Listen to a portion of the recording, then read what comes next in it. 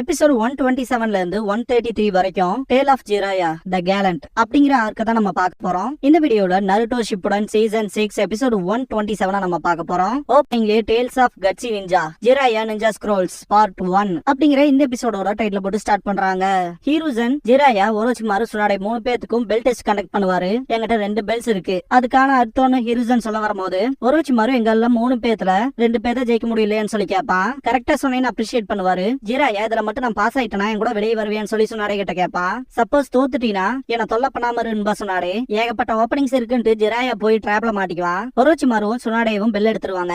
தோத்துட்டில இதுக்கப்புறம் தொல்லை பண்ணக்கூடாதுன்னு சுனாடே அடி போடி பிளாட் செஸ்ட்னு திட்டிடுவான். செம கடுப்பாவா சுனாடே. 2 பேரும் அடிச்சுக்கிறத பார்த்த ஹீரோசன் போதும் போதும் ஒரோச்சிமாரு சுனாடே இங்க கிளம்பலான்றுவாரு. நக்கலா பாய் சொல்லிட்டு கிளம்புவா சுனாடே. ஹீரோசன் ஜிராயாக்கு அட்வைஸ் பண்ணுவாரு. ஒரு ஷினோபி இப்படிப்பட்ட டிராப்ல மாட்டுவானா என்னன்னு கேட்கவும் என்ன பண்றதுன்னு ஜிராயா இப்படிக்கான திங்க் பண்ணிட்டு இதுக்கு ஏதாவது வழி பண்ணி ஆகணுமேன்ட்டு ஜிராயா கிட்ட ரொம்பவுமே எக்ஸைட் ஆகாத சும்மா பாருன்னு ஹீரோசன் பார்த்தா சமனிங் ஜுட்சு பண்ணி காட்டுவாரு. மங்கி கிங் என்னமா வந்திருக்கும். ஜிராயா செம்ம எக்ஸைட் ஆயிருப்பாரு. இது பேர் தான் சமனிங் ஜுட்சு. அனிமலோட பிளட் கான்ட்ராக்ட் போட்டுக்கணும், உனக்கு எப்பெல்லாம் தேவைப்படுதோ டிரான்ஸ்போர்டேஷன் டெக்னிக் மூலமா சமன் பண்ணிக்கலாம் அப்படின்னு ஹீரோசன் சொல்லவும் நானும் அதோட கான்ட்ராக்ட் போட்டாகணும் ஜிராயா. ஹீரோசன் அது உன்னால முடியாதுன்ட்டு ஒவ்வொருத்தனுக்கும் ஒவ்வொரு விதமான விதி இருக்கு, அதே மாதிரிதான் ஒரு மிருகத்தோட பின்னி பிணைஞ்சு இருக்காது அப்படின்னு சொல்லவும் எது எனக்கான மிருகன்னு சொல்லி கேட்பாரு ஜிராயா. கான்ட்ராக்ட் போடுறதுக்கு முன்னாடி சக்கராவை உருவாக்கி சீல் பண்றதுல திறமையானவனா இருக்கணும் அப்படின்னு ஹீரோசன் சொல்லவும் இன்னுமே ட்ரைனிங்கான அழுத்துக்குவான் ஜிராயா. ஹீரோசன் ஜிராயா கிட்ட பயிற்சி மட்டும் தான் உனக்கான பதிலா இருக்கும் பாரு. இதுக்கப்புறமா ஹீரோசனோட வாய்ஸ் ஓவர் கேட்கும். அந்த நாளுக்கு அப்புறமா அதிகப்படியா ட்ரைனிங் எடுத்துக்கிட்டாங்கிற விஷயத்த சொல்லுவாரு.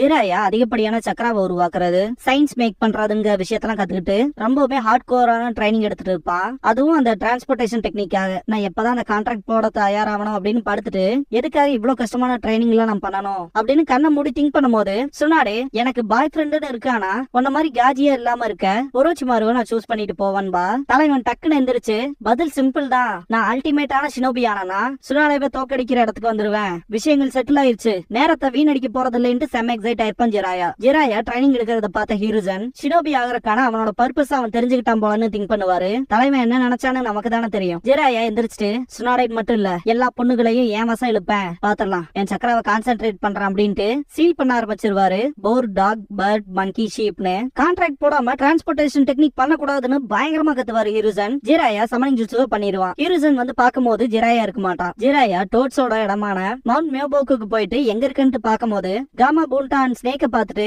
அப்படியே இருங்க, நான் தான் கிரேட் மாஸ்டர் ஜிராயா, இந்த சண்டை எடுத்துக்க போறவன் அப்படிங்கும் போது ஸ்னேக் அட்டாக் பண்ண வந்திருக்கும். தலைவன் வாழை புடிச்சு சுத்தி வீசி இருப்பான். சாதிச்சிட்டேன் அப்படின்பா.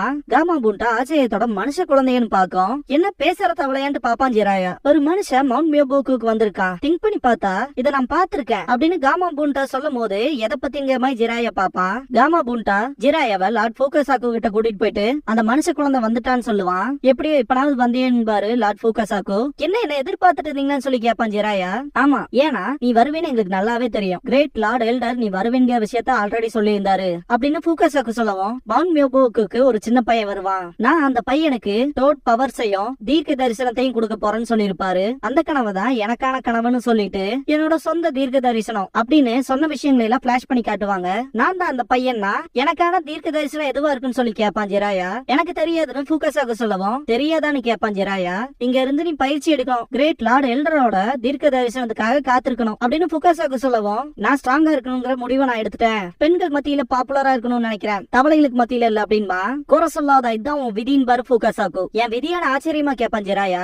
ஆமா, ஏன்னா நீ மவுண்ட் மியோபோக்கு வந்திருக்கீல, கிரேட் லார்ட் எல்டர் சொன்னபடி நீ தான் தேர்ந்தெடுக்கப்பட்டவனுக்கு இதான் சாட்சி அப்படிங்கவும் தேர்ந்தெடுக்கப்பட்டவனான ஜிராயா சந்தோஷப்பட்டு இங்கேயே பயிற்சி எடுத்து ஸ்ட்ராங் ஆக போறேன்னு கியூரியஸ் ஆவான். இதுக்கப்புறமா ஹீரோசனோட வாய்ஸ் ஓவர் இருக்கும். அந்த இன்சிடென்ட்க்கு அப்புறமா ஜிராயா மவுண்ட் மியோபோக்கு டோட்ஸோட லேண்ட்லயும் ஹிடன் லீஃப்லயும் டைம் பிரிச்சுக்கிட்டான். சின்ன வயசுலயே அவனோட நாட்களை சேட் ஜுட்சு அப்புறம் நிஞ்சுட்சுக்கான ட்ரைனிங் எடுத்துக்கிட்டான் அப்படிங்கிற விஷயத்துல சொல்லுவாரு. இருந்தாலும் ஜிராயா ஒரோச்சிமாரு சுனாடேவை விட ஒரு படி கீழே தான் இருப்பான் ஜிராயா. என்னமோ ஆரம்பிச்ச அளவுக்கு சிம்பிள் இல்லைன்னு ஹீரோசன். சுனாடே பாறையவே 2 உடைச்சிருப்பா. காது கிட்ட போய் எசகு பசக்க ஒன்னு சொல்லி ஜிராயா அடி வாங்கி பறப்பான். லார்ட் ஃபோகசாக்கு அதீதமா ஜிராயாவை நம்புவாரு. தலைவன் பாறையை தூக்கி இருப்பான். ஜிராயாக்கு டோட்ஸோட கான்ட்ராக்ட போட வைக்கிறது லார்ட் ஃபோகசாக்கு தான். ஜிராயா அடல்ட் ஆனதுக்கு அப்புறம் காட்டுவாங்க, நான் இங்க வந்ததுல இருந்து நல்லாவே ஸ்ட்ராங் ஆயிட்டேன். ஆனா சுனாடே எப்பவும் போலதான் இருக்கா.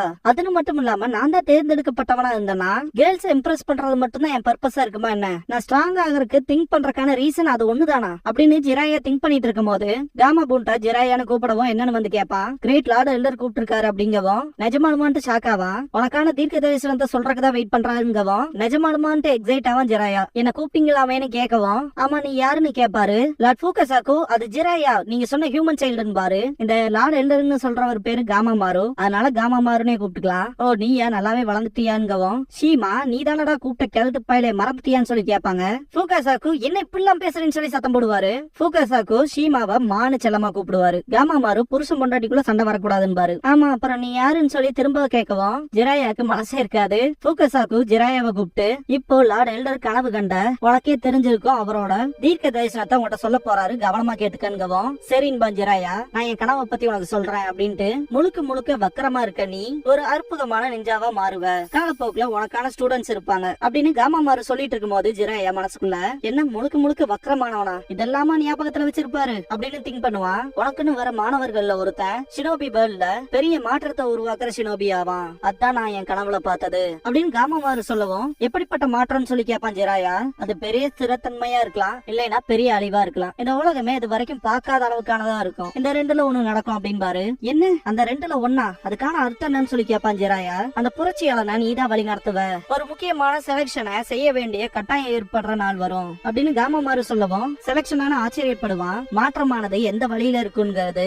உன் விருப்பத்தை பொறுத்துதான் இருக்கு அப்படின்னு காமா மாறு சொல்லவும் ஜிராயாவுக்கு உடம்பே செலுத்துறோம். நான் என்ன பண்ணணும் கரெக்டான சாய்ஸ கொண்டு வரக்கு அப்படின்னு கேட்கவும் என் கனவுல நீ உலகத்தை சுத்திட்டு புக் எழுதுறவனா இருந்த அப்படிங்கவும் புக்ஸா ஆனா எதுக்காகன்னு சொல்லி கேட்பாரு ஜிராயா. அத பத்தியும் எனக்கு தெரியாது, ஒருவேளை இயற்கையில இருக்க எல்லாத்தையும் பாக்குறதுக்கு உலகம் பூரா சுத்தறக்கான பயணமா இருக்கும் அப்படிங்கவும் ஜிராயா கிரேட் லார்ட் எல்டரை கூப்பிட்டு உங்களோட தீர்க்க தரிசனம் எப்பயாவது நிறைவேறாம போயிருக்கான்னு சொல்லி கேட்பான். இல்ல எப்பவும் ஆனது இல்ல அப்படின்ட்டுவாரு. காமா பூண்டா ஜிராயா கிட்ட என்ன டிராவல் பண்ண போறேன்னு கேட்கவும் ஆமா என் லைஃபோட இந்த பாயிண்ட்ல புரட்சியாளரா இருக்க ஒருத்தரை என்னால வழி நடத்த முடியாது, சரியான தேர்வு செய்யறது ஒரு பக்கம் இருக்கட்டும், இப்போதைக்கு இந்த உலகத்துல இருக்க நிறைய விஷயங்களை பார்க்கணும், நிறைய மனுஷங்களை சந்திக்கணும், கிரேட் லார்ட் எல்டர் கனவு கண்ட மாதிரி நான் இந்த உலகத்தை சுத்தி பார்க்க போறேன், ஒருவேளை புக்கும் எழுதலாம் அப்படின்ட்டு ஜிராயா கிளம்பும் போது மனசுக்குள்ள பார்க்க போனா அதான என் விதி அப்படின்ட்டு நடப்பாரு. ஹிருசனோட வாய்ஸ் ஓவர் இருக்கும். ஜிராயா பயணிக்கும் போதும் கிரேட் லார்ட் எல்டரோட கனவோட அர்த்தத்தை தேடும் போதும் இந்த உலகத்தோட நிலைங்கிறது சீரான குழப்பத்தோடவே வளர்ந்துச்சு. 5 கிரேட் நேஷன்ஸ்க்கும் இடையிலான அமைதிங்கிறது பலவீனமா மாறுச்சு.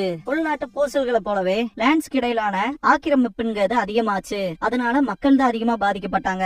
இது எல்லா பக்கமுமே நடந்துச்சு அப்படிங்கிற விஷயத்த ஹிருசன் சொல்லுவாரு. ஒரு இடிஞ்சு போன விடுதியில ஜிராயா நிக்கும் போது ஒரு பர்சன் ஜிராயா கிட்ட எதுக்காக டிராவல் பண்றேன்னு சொல்லி கேட்பாரு. என்னோட விதியை தேடுறக்காக அப்படின்னு இருப்பாரு ஜிராயா. ஓ அப்படியேங்கவும் நான் ஒவ்வொரு டிராவல் பண்ணுவங்க விஷயத்த ஒருத்தர் கனவுல பாத்துருக்காரு அப்படின்னு பாரு ஜிராயா. அவர் கையில இருக்க குழந்தை அழுக ஆரம்பிக்கவும் என்னடா ஆச்சு அப்படின்ட்டு சமாதானப்படுத்த ட்ரை பண்ணும் போது வேணா இதை வச்சுக்க அப்படின்னு சொல்லி ஜிராயா ஒரு மில்க் கேண்டியை கொடுப்பாரு. பார்த்தா அது குழந்தையே இல்ல, ஒரு பப்பட்டா இருக்கும். அந்த பர்சன் அந்த குழந்தை என்கிட்ட சொல்லுச்சு நீ தேட வேண்டிய ஒண்ணு விதி இல்ல அப்படிங்கறத, விதிங்கிறது தன்னைத்தானே முன் வைக்கும் போது நீ அடைஞ்சுக்கிற ஒண்ணு. போர்க்காலம் வந்துகிட்டு இருக்கு, அமைதி காலத்துல என்னோட மெக்கானிக்கல் ஸ்கில்ஸ் எல்லாம் யூஸே கிடையாது, ஆனாலும் சில ஃபியூடல் லார்ட்ஸ் என்னோட சர்வீஸ்க்காக அதிக பணம் தரலாம் போருக்காக அப்படின்ட்டு நடந்து போகும்போது அவனும் ஷினோபி தானான்ட்டு பாப்பாரு ஜிராயா. அழிவோட காலத்தை நோக்கி பயணிக்க முடிவெடுத்துட்டான் போல.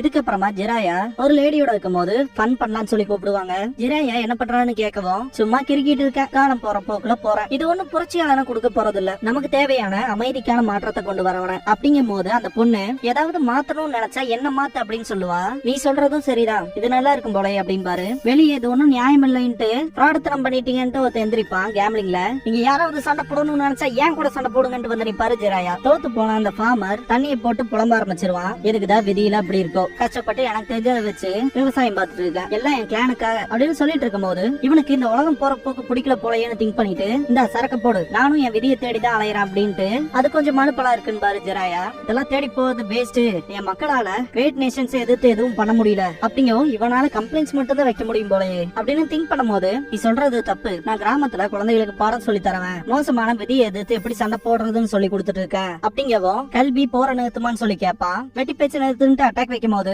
டக்குன்னு டேபிள் மாத்தி போய் உட்காந்துருப்பான். இவனும் ஷினோபியான திங்க் பண்ணுவாரு ஜிராயா. அதனால போர் நிக்க போதுன்னு நான் சொல்ல, ஆனா அவங்களுக்கு என்ன சாய்ஸ் எடுத்தா பெட்டரா இருக்கும்னு புரியும்ல அப்படிங்கவும் அது என்ன மாதிரியான சாய்ஸஸ் சொல்லி கேட்பாரு ஜிராயா. வாழ்வா சாவான்ங்கிறத சாய்ஸஸாவே இருக்க போது நான் உங்களுக்கு சொல்லி கொடுத்த ஒரே விஷயம் எப்படி சர்வைவ் ஆகுறதுங்கதான். அவன் அப்படிங்கவும் இது நல்லதுக்கே இல்ல, இந்த உலகத்துக்கு அமைதியை கொண்டு வர போற புரட்சியாளனா நான் கண்டிப்பா தேர்ந்தெடுத்தாகணும் அப்படின்னு திங்க் பண்ணுவாரு ஜிராயா. இதுக்கப்புறமா திரும்ப டிராவல் பண்ணி போகும்போது ஒரு பர்சன் கிளர்ச்சி பண்றத பாப்பாரு. மெயினா நமக்கு தெரியாத பீஸுங்கிறத நம்ம கொண்டு வந்தாகணும், ஒவ்வொருத்தங்களுக்குமான கமிட்மெண்ட் இருக்கு அப்படிங்கிற மாதிரி பேசிட்டு இருக்கும் போது ஜிராயாவும் கலந்துக்குவாரு. இவனா இருப்பானோ ஜிராயாவும் திங்க் பண்ணிட்டு நான் தேடிட்டு இருக்காள் நீதான் போல அப்படிங்கவும் அப்படியான்னு கேட்பான். இந்த உலகத்துக்கு எப்படி அமைதியை கொண்டு வருவேன்னு கேட்பாரு ஜிராயா. இந்த உலகம் போர்க்காலத்தை நோக்கி போயிட்டு இருக்கு, அதெல்லாம் யாராலையும் தடுத்து நிறுத்த முடியாது. இப்பதானடா சொன்ன ஒருத்தனோட கமிட்மெண்ட் பொறுத்துதான் இருக்குன்னு சொல்லி கேட்பாரு ஜிராயா. எப்படி இந்த மனுஷங்களோட விதியை மாத்துறதுன்னு சொல்லி கேட்பாரு. இந்த மாதிரியான விஷயத்துல நம்மளால வேண்டதை தவிர்த்து வேற எதுவும் பண்ண முடியாதுன்றான். இவனும் கிடையாதுங்கிற முடிவுக்கு வந்துருவாரு ஜிராயா. ஒரு வினோதமான பிளேஸ காட்டுவாங்க. ஏகப்பட்ட ஷினோபிஸ் போவாங்க.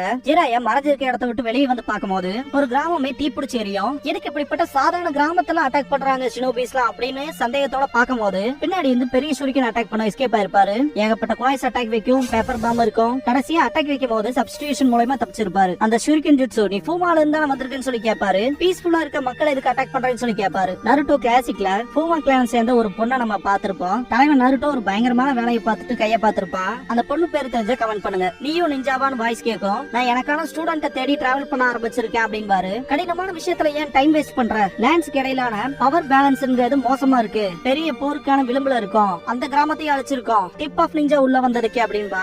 என்ன டிப் ஆஃப் நிஞ்சாவுக்காகவான்னு சொல்லிட்டு கடுப்பாவாரு. அது அழியுது இல்ல அழிக்கப்படுது. தயங்கனா உயிர் போற உலகத்துல வாழ்ந்துட்டு இருக்கோம்டா நம்ம அப்படின்னு பேசிட்டு இருக்கும் போது ஸ்மோக் பாம் யூஸ் பண்ணுவாரு ஜிராயா. கடைசியில ஜிராயா டிஃபீட் ஆன மாதிரி இருக்கும். நல்லாவே சண்டை போடுறேன்னு பாரு ஜிராயா. நீயும் ஷினோபின்கனால ஒன்ன உயிரோட விட முடியாது, விட்டு கொடுத்துரு, இதுதான் நம்ம மாதிரியான ஷினோபியோட விதி அப்படின்னு சொல்லிட்டு இருக்கும் போது நான் ஒன்னு சொல்லாமான்னு கேட்பாரு ஜிராயா. நான் எதையும் கேட்க விரும்பல, சாகுடா அப்படின்னு சொல்லி குணா எடுத்து வயிற்றுலயே ஊத்திடுவான். கிவ் அப் பண்றதா அதே தான்ட்டு பின்னாடி இருந்து அட்டாக் வைப்பாரு. அவனை தீ கிழிச்சிருக்கோம். நீ என்னையே கொன்னாலும் இன்னொருத்த வருவான் அந்த வில்லேஜ் அழிக்க.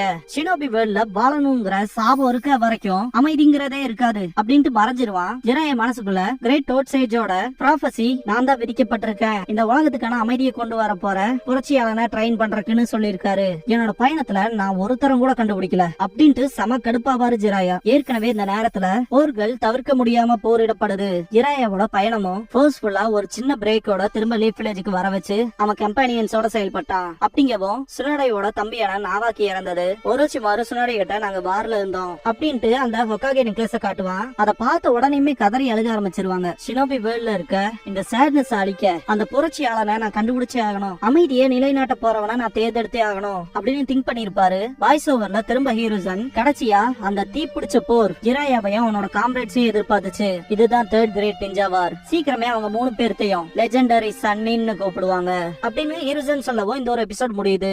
இந்த எபிசோட்ல நிறைய சின்ன சின்ன டீடைல்ஸ் இருக்கு. அது மட்டும் இல்லாம நிறைய எரர்ஸும் இருக்கு. அதாவது விஷுவலா நடக்காத மிஸ்டேக்ஸ்னு சொல்லுவோம், கான்செப்ட்லயே சேஞ்சஸ் இருக்கு, அதான் எரர்னு சொல்லுவோம். அந்த மாதிரியான சின்ன சின்ன விஷயங்கள் இருக்கும். சோ அதெல்லாம் நான் மெம்பர் ஒன்லி வீடியோஸ்ல போட போறேன். போன வீடியோவுக்கு இதெல்லாம் வேஸ்ட், மெம்பர்ஷிப் போட்டதே வேஸ்ட்னு நிறைய பேர் கமெண்ட் பண்ணியிருந்தாங்க. அதனால இதுக்கப்புறம் போட போற அந்த வீடியோவை ஒரு காம்பன்சேட்டா எடுத்துக்கங்க.